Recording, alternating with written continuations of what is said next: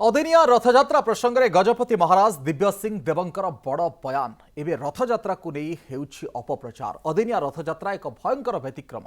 एवं आचार्य मानकर मत ग्रहण करिवार समय आसीछि। जदि आचार्य एवं भक्त माने चुप रहिबे तेबे इस्कन मन इच्छा अदिनिया रथयात्रा करिवो।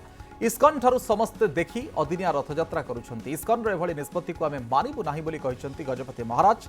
श्रीमंदिर प्रशासन तरफरु आलोचना उद्यम इस्कन सहित विफल होईछि।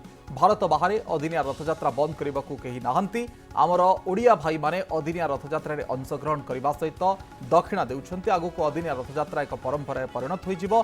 शास्त्र मत अनुजाई रथयात्रा पालन करने उचित। अदिनिया रथयात्रा जगन्नाथ धाम को नहीं हेउछि व्यतिक्रम।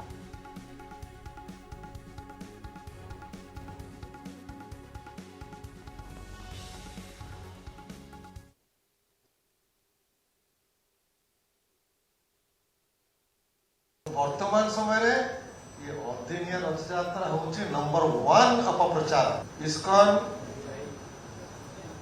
केवल तो अदिनिया करूनी अन्य किसी संस्था करूछंती कि समस्त इस्कन को देखि कि करूछंती। इस्कन एटा आरंभ करछि आ इस्कन वर्तमान उत्तर आसीगला।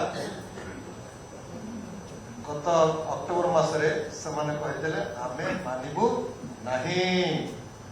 आपण जहा करूछंती जहा कहते कहतु आमे मन इच्छा भारत बाहर रथयात्रा चलू।